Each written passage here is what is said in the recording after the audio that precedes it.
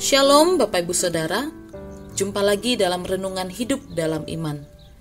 Hari ini kita akan merenungkan satu bagian firman Tuhan dari Kisah Para Rasul pasal yang ke-19 ayat yang ke-13 sampai ayat yang ke-20. Tetapi saya akan bacakan ayat 13 sampai 17 saja. Mari dengarkanlah firman Tuhan. Anak-anak Skewa. Juga beberapa tukang jampi Yahudi yang berjalan berkeliling di negeri itu mencoba menyebut nama Tuhan Yesus atas mereka yang kerasukan roh jahat dengan berseru, katanya, "Aku menyumpahi kamu demi nama Yesus yang diberitakan oleh Paulus."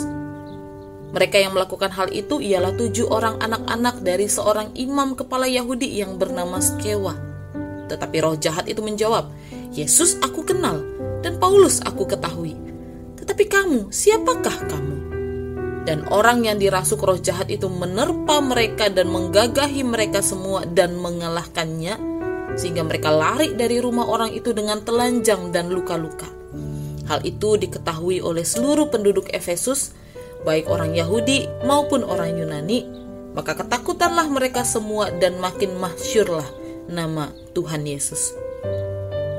Bapak Ibu Saudara, diceritakan ada 7 orang bersaudara. Mereka ini adalah anak dari seorang imam kepala Yahudi bernama Skewa. Apa yang mereka lakukan? 7 orang anak Skewa ini dikenal sebagai para tukang jampi, atau sekarang kita kenal sebagai dukun. Jadi tiap-tiap hari mereka berjalan berkeliling kota Efesus dan mereka mencoba mengusir roh-roh jahat dengan menggunakan nama Tuhan Yesus sebagai bagian dari mantra mereka. Tidak dijelaskan bagaimana awal mula mereka menggunakan nama Tuhan Yesus. Mungkin mereka pernah mendengar cerita tentang pelayanan Paulus, atau mereka pernah menyaksikan, mendengar sendiri bagaimana Paulus menggunakan nama Tuhan Yesus dalam berbagai pelayanannya. Tetapi akhirnya, anak-anak Skewa, mereka gunakan nama Tuhan Yesus sebagai bagian dari ritual mereka. Maka ketika mereka akan mengusir orang yang kerasukan roh jahat, mereka akan berkata, "Aku menyumpahi kamu demi nama Yesus yang diberitakan Paulus." Namun apa yang terjadi kemudian? Bukan setannya yang pergi, malah anak-anak Skewa ini yang diserang roh jahat sampai mereka lari dalam keadaan telanjang dan tubuh mereka penuh dengan luka-luka. Bapak Ibu Saudara, apa yang membedakan Paulus dan para murid lain dengan anak-anak Skewa ini? Pembedanya adalah iman dan tujuan pelayanan mereka. Anak-anak Skewa bukanlah orang percaya. Mereka tidak mengenal Yesus sebagai juru selamat pribadi. Tidak ada Kristus di dalam hati dan kepercayaan mereka.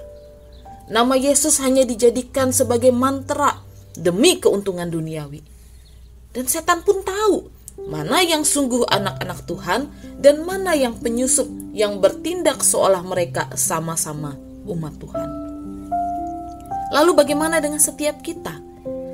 Apakah nama Tuhan kita sebutkan dengan penuh iman dan kepercayaan yang penuh pada Kristus, atau hanya sekadar mengucapkannya tanpa makna? Kita sebagai orang Kristen menyebutkan nama Tuhan itu setiap hari, minimal waktu bangun, waktu saat teduh, waktu sebelum tidur. Kita berdoa dan menyebutkan nama Tuhan Yesus. Waktu makan 3 kali sehari pun kita berdoa dan sebutkan kembali nama Tuhan Yesus. Satu kali waktu teman saya mau makan, di depan makanannya dia hanya berkata, "Dalam nama Tuhan Yesus." Lalu dia langsung santap makanannya. Tanpa tutup mata, tanpa ada kalimat ucapan syukur. Setelah dia sebutkan nama Tuhan, dia langsung makan. Bapak Ibu Saudara, tidak sulit memang menyebutkan nama Tuhan Yesus. Tetapi biarlah kita tidak salah menggunakannya atau sebutkan dengan serampangan. Anak-anak Skewa mempergunakan nama Tuhan sebagai mantra tanpa iman untuk mendapatkan keinginan pribadi. Tetapi kita tidak sama dengan mereka. Kita adalah orang percaya yang mengucapkan nama Tuhan dengan iman, dengan keyakinan, dan dengan penuh hormat. Karena kepada Tuhan yang namanya kita sebutkan, Dia adalah pencipta langit dan bumi, yang daripadanya lah tersedia segala kuasa, keselamatan, perlindungan, juga berkat-berkat yang kita perlukan. Maka tanpa iman dan kepercayaan akan kuasa Tuhan, nama Yesus hanya akan menjadi sebuah nama. Maka mari kita ingat terus bahwa dalam nama Tuhan Yesus, di sana ada kuasa yang tersedia bagi kita yang sungguh-sungguh menaruh iman kepada Kristus. Biarlah dalam nama Tuhan Yesus menjadi sebuah ungkapan keyakinan yang teguh dari diri kita bahwa Tuhan pasti akan mengerjakan hal-hal indah dalam hidup kita. Kiranya Tuhan senantiasa beserta di dalam perjalanan iman kita bersamanya. Amin. Mari kita berdoa. Tuhan Yesus, sekali lagi Tuhan, kami menyebutkan nama-Mu di dalam doa kami. Maka Tuhan, biarlah hati kami memiliki iman yang kuat, yang penuh kepercayaan akan Engkau yang selalu kami sebutkan di dalam setiap doa-doa kami. Dan biarlah Tuhan, Engkau pun juga menemukan hati dan iman kami teguh di dalam Engkau. Engkau tahu Tuhan, perjalanan hidup kami tidak selalu mudah.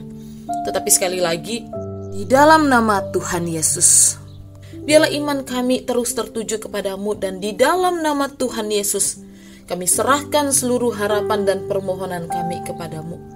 Biarlah terjadi sesuai dengan apa yang Kau kehendaki dalam hidup kami, dan kami pun tetap percaya bahwa Engkau memiliki rancangan yang terbaik bagi setiap kami. Terima kasih Tuhan, kiranya kasih karunia daripada Allah Bapa dan dari Yesus Kristus, penghiburan dan bimbingan dari Allah Roh Kudus, beserta dengan kami mulai hari ini sampai selama-lamanya. Dalam nama Tuhan Yesus kami berdoa. Amin. Tuhan menyertai setiap kita.